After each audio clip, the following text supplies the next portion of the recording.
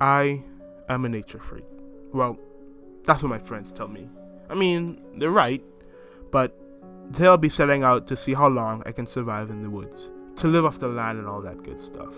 So I'll be writing in this journal to keep track of what's going on while I'm on my excursion, to get closer to Mother Nature. My name is Jacob Sherwisher, and this is day 1. Now, it's been a while since I went camping. I always used to go with my dad as a kid, but since he passed away, it's been hard for me to go stay in the woods at night. I still go in the woods and listen to the sounds of nature, but I can never bring myself to stay the night.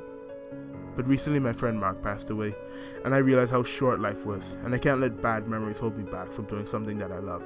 So I'm doing this for my dad and Mark. Now that I'm done with this rambling, the first day was pretty rough. I didn't realize how rusty I was when I came to putting up a tent, but by the time I was done, it was almost sunset. And I had forgotten my bug spray, so I was being eaten alive. Anyway, I got through it, and I'm on my next day. I'll update you then, journal. Day 2. Today was much easier. I mean, it was still tough, but it wasn't like the first day. I have enough food to last me about a week and a half, but I know I'll have to hunt if I want to stay out here longer than that. I'd probably just go fishing. I'm not fond of hunting deer. I do have a crossbow if it comes to that though, but it's a last resort. Anyway, not much happened today. Saw some cool looking birds, and I heard a wolf howl.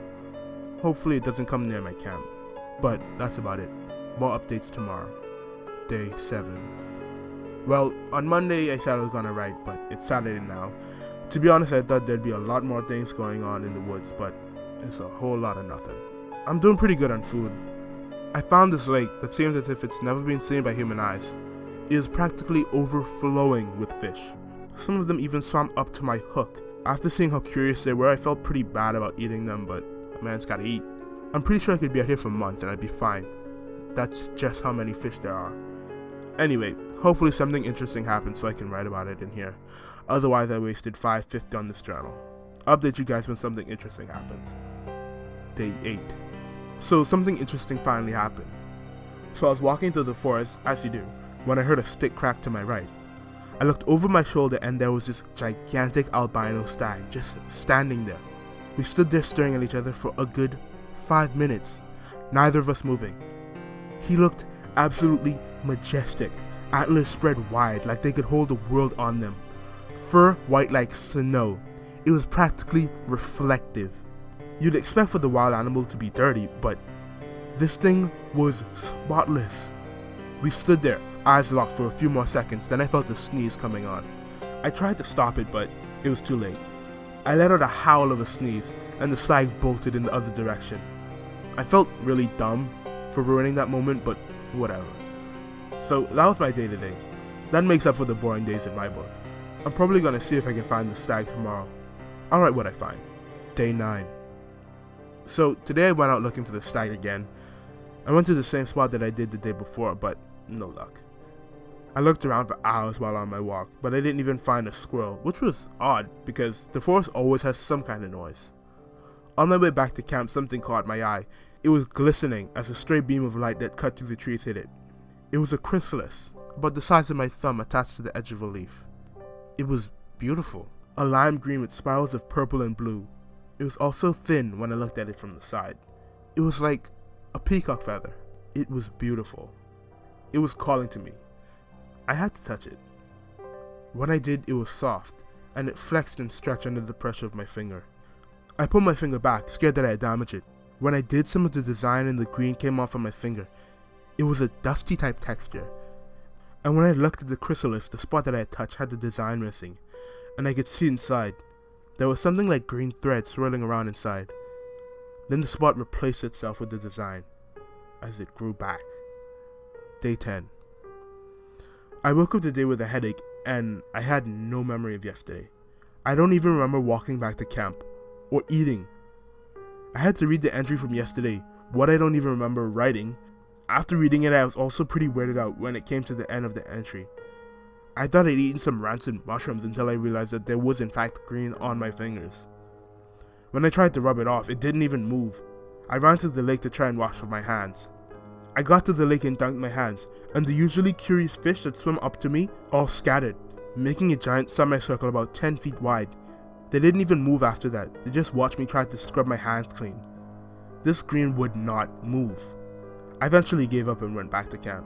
After inspecting my fingers for a few minutes, I came to the assumption that the green was nothing to worry about. It had barely gotten past my fingernails, which it went under, so it wasn't that noticeable, I guess. And I could still feel my fingertips, so it's not that big of a deal. After I'm done with this excursion, I'll go to the doctor if it doesn't fade. Day 11. Well, it spread. It was just my fingers, and now it's my entire hand.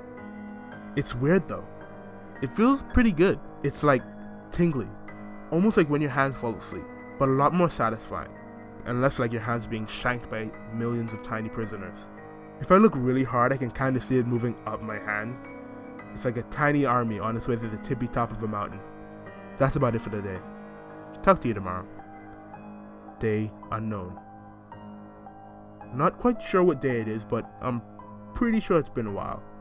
I'm almost out of food, but that's no problem. I'll just go fishing.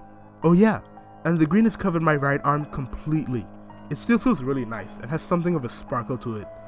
It looks really pretty. Nowadays I just sit around and watch my arm sparkle as the light bounces off of it. Anyway, that's it for the day journal.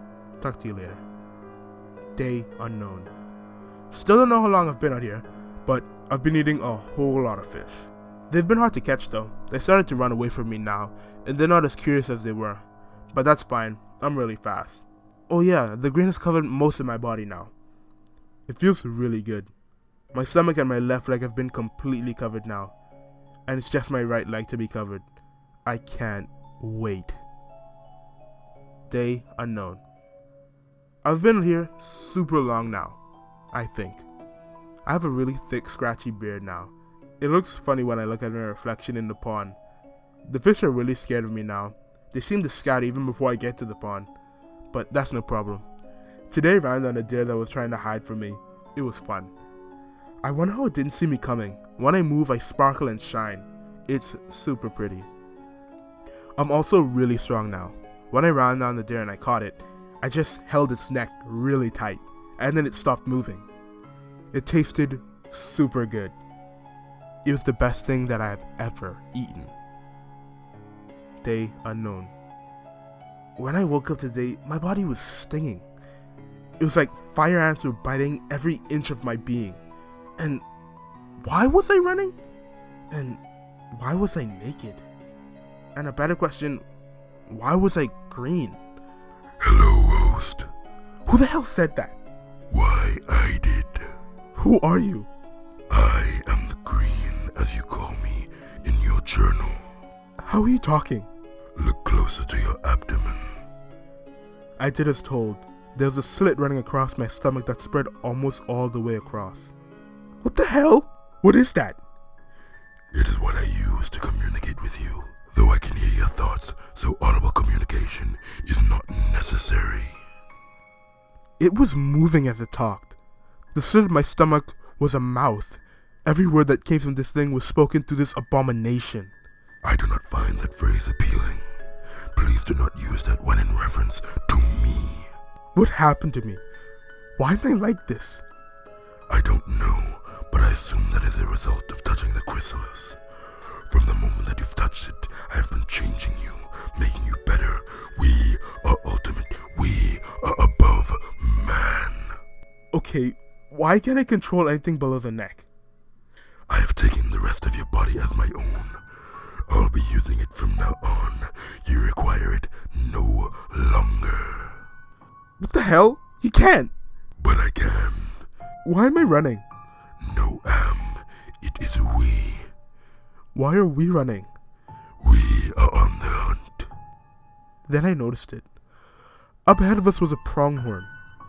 It was running for its life. And we were gaining on it.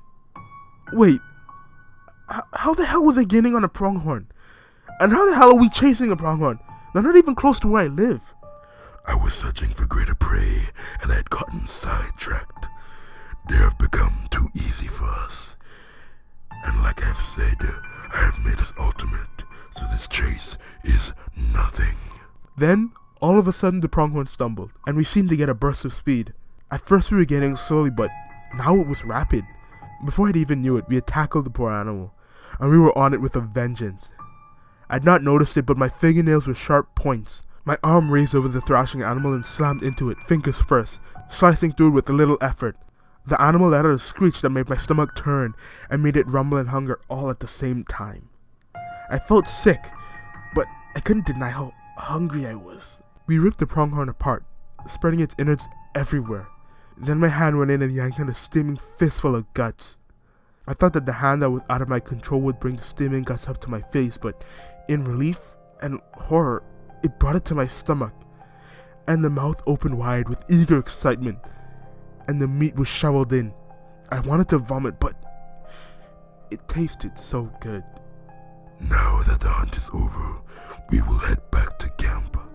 I assume that you do not want to experience the long trek back, so I'll put you to sleep. You'll be able to read your entries when we get back. Wait, what? Day unknown. I asked the green why my body stung, and in my entries it said that it felt good. He said, The metamorphosis from prey to hunter would have been quite painful on your body and mind, so I saw it best to put you in a state of pleasant ignorance so that you would not break. The pain that you feel now is just an after effect. He said that he'd allow me to continue to write in my journal, and that he had grown quite fond of it, and it had grown to be something of a habit for him, and it was something for me to do at the end of my days as the host. I'll continue to write in the journal.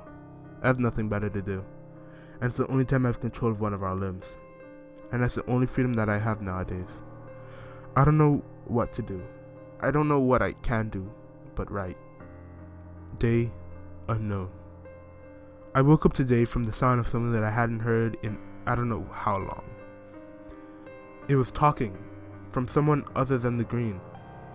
Listen, man, you know no one hunts in these parts of the wood ever since that guy went missing, said the voice. Gary, shut up. It's been so long since that happened. And stop being such a punk. And stop whining. You're gonna scare off all the deer. So that one is called Gary, the green said. I'm not whining, Bill. I'm just not fond of places where people probably have died, Gary said. People think I'm dead? I thought. Thousands of years ago, someone probably died on that property where you live. So what, you're not gonna go home? Bill asked. You know what I mean. Anyway, let's get this done. I wanna go home, Gary said. We stood there watching. Wait, we weren't standing. We were clinging onto a tree branch about 30 feet in the air. What the hell? I said. Why am I in a tree? We are on a hunt, the green said. What do you mean a hunt? Like the last one with the pronghorn. You can't hunt humans, I said. I can and I will. I seek greater prey, more knowledgeable, more dangerous. This hunt excites me. But you can't. Silence or be silenced, the green hissed. Then we were moving, bounding from tree to tree like an expert gymnast, barely making a sound. The one called Bill seems to be the strongest. He shall be my prey for the day, the green said. Bill never even saw us coming. We moved like lightning, springing from our perch in the tree onto the helpless hunter. His gun didn't even have time to go off. We ripped him to shreds, disemboweling him while he was still alive, then ripping out his throat, which covered us in a spray of crimson blood.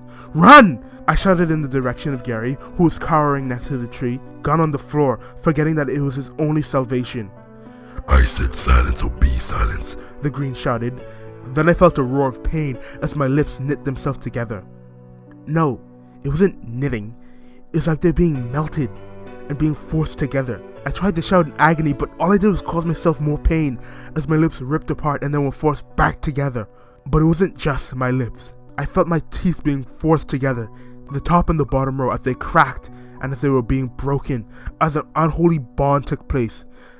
Then my tongue was merged to the bottom of my mouth. Day unknown. This journal is the only way that I can express my thoughts, and my life is now a living hell. I don't even remember why the hell I came out here. Apparently, it's because of my dead dad, but that guy can go eat a bag of dicks in hell for all I care. I am a prisoner in my own body. I am grateful and I hate the green at the same time. because it is up to it if it wants me to write in this journal, and I think if I am no longer able to write in this tattered thing that was once a journal, I will truly lose my mind, if I haven't already. That man, Gary, the Green let him go. He said that if he gets away, he's likely to bring greater prey so that the Green can have a real hunt. I hope that the Green is right, because that same hubris will hopefully get us both killed if people come looking for whoever killed Bill the Hunter. Day unknown. The Green got its wish. I woke up with a start and a whisper in my mind to me saying, "The great hunt is about to begin." I looked, but I could barely see anything because of how dark it was. "I will resolve that host," the Green said. Suddenly the world lit up as I realized that I was given night vision. I looked around, and in every direction there were men dressed in SWAT gear, but instead of having any recognizable police logo, it just said I.E.A. I think I've heard of that place, but it's been so long that I can't even remember. They were all kitted out with goggles and scary looking black guns. I wanted to scream to them so that they could shoot me and end the suffering that I call a life, but nothing. As I watched, they started moving slowly towards the remnants of my tent. I couldn't have still been living in that thing, I thought. What a thing to think about at a time like this. None of them seemed to be aware in the slightest of the monster that was lurking above them in the trees. All I could do was spectate as my body silently descended from the tree and walked up behind the guards in the rear. My arm stretched out to grab the man by the neck and end his life, but before I could, the one nearest to the tent shouted, "It's empty! Stay on guard!" With that, I could feel as all the men tensed as they got prepared for anything. Well, almost anything. My body, no, my prison, moved with lightning speed. It grabbed the man that was in front of me, holding him by the throat, and it squeezed. The sound of popping bone reverberated through the forest, and all of the men spun to look at where the sound came from, to find nothing. Before I could even process it, we were back in the tree, still holding the man's twitching corpse. I felt the hair on my neck stand up, after the Green let out a terrible and horrific laugh as he dropped the man's body on the ground with a sickening thud and the sound of snapping bone. Instantly, the men opened fire on the spot where we were, but they were too slow. The Green had already jumped to the next tree and was making his descent to the nearest group of men. I felt the wind whip on my face as my body moved, and what was once my arm dug itself into a man's chest, through his armor and out his back. His body was flung into the next man with bone-crushing force. The Green went through, tearing each man apart, one by one, all the while he was giving his howl of a laugh. I felt sick as I could feel the hunger in the stomach that was once mine grow. I wanted to die. How could I be such a thing? How could I do such a thing? Then the Green gave a howl, but this time it wasn't a laugh. It was one of pain. One of the men had shot us. The Green snarled, but I was overjoyed. If one of them could hit us, the remainders could. I could finally die and end my suffering. But then I heard the leader shout, "Not so fast, remember what we're here for, capture, not kill." The remainder of the men shouted with a resounding, "Yes, sir!" Then I felt the hope of the sweet release of death slip through my fingers. It took them an hour of us jumping around and 35 dead men for them to finally capture us. It was like a never-ending wave of them just kept coming. They eventually overwhelmed us when we dropped down to kill more men. They threw a heavy net over us that felt impossible to break. Then the world went black as something stabbed sharply into my neck. "Hello, Mr. Sherwisher. Or do you go by the Green now?" I heard a voice ask. This instantly annoyed me, because they must not be able to see the lack of a mouth. "We are the Green," I heard a voice hiss. Then I remembered the mouth on my stomach. "Why do you capture us prey? Release us so that we may feast on your flesh and feast on your kin." Wow, already starting with the "I'm above you" shtick. And why I've captured you is confidential, but it's not like you're gonna be leaving here anytime soon, so I guess I can tell you. But let me start with introducing myself. You can call me Mr. Shaw, and the reason that I've captured you is because you are an anomaly. You are something new. We have never seen anything like you, Mr. Shaw said. I'm sorry, but I have no kin for you to eat the flesh off of. Anyway, you are now the property of I.E.A. And don't start with the whole "I have rights" thing. You are no longer human. But according to your journal, your host is still cognizant. But the outside world thinks that Jacob Sherwisher is dead, Mr. Shaw said. This statement did not surprise me. I assumed that I was gone for a long time. Anyway, Mr. Shaw said, you'll be staying here at the I.E.A. facility and we'll be studying you, running some tests, and trying to understand how you did what you did. Wait, The Green said. you cannot keep us here. You cannot keep your better locked in this prison. Yes, we can, Mr. Green, Mr. Shaw said. And don't worry, we've already covered your tracks from your last hunt. Want to know the best cleaning agent? Fire. How the hell does a fire start in this lush forest? You want to know how? I.E.A., Briggs said. I.E.A., of course it is, man. Ever heard of coincidence? Or maybe some drunk kids didn't put their fire out properly. I don't know. It could have been anything, Carter said. The report said that people heard screaming and that one hunter who reported his friend dying from a green monster with a mouth for a stomach was in this exact spot. What, you wanted us to listen to a crazy person? He's getting help now, and that friend of his, there is literally no record of him. And that screaming could have been, I don't know, animals fighting. What is it going to take for you to believe that I.E.A. is behind this? I don't know. Proof? It's not that I don't trust your instincts, but you have to admit there's nothing linking I.E.A. to this. Whatever. So, do you have any ideas on how we're going to investigate that giant spider thing we saw? Not yet, but I'm still digging. There's literally nothing on it. It's like it's a new species. You know I've got your back on any case we do, and I've got your back on this spider situation too. But this fire, it's got nothing to do with I.E.A. Okay, fine. I'll let this one go. But I'm all over that spider situation.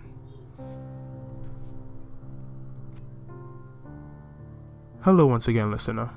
I'd like to thank you for taking the time out of your day for stopping in and listening to one of the stories written by me, Onyx The Mad Man. I hope that you've enjoyed the narration. If you like the story, leave a like. And feel free to leave any constructive criticism down below in the comment section. All of my important links are in the description down below. And hit that subscribe button so that you can experience more stories when I post them from a world much like your own.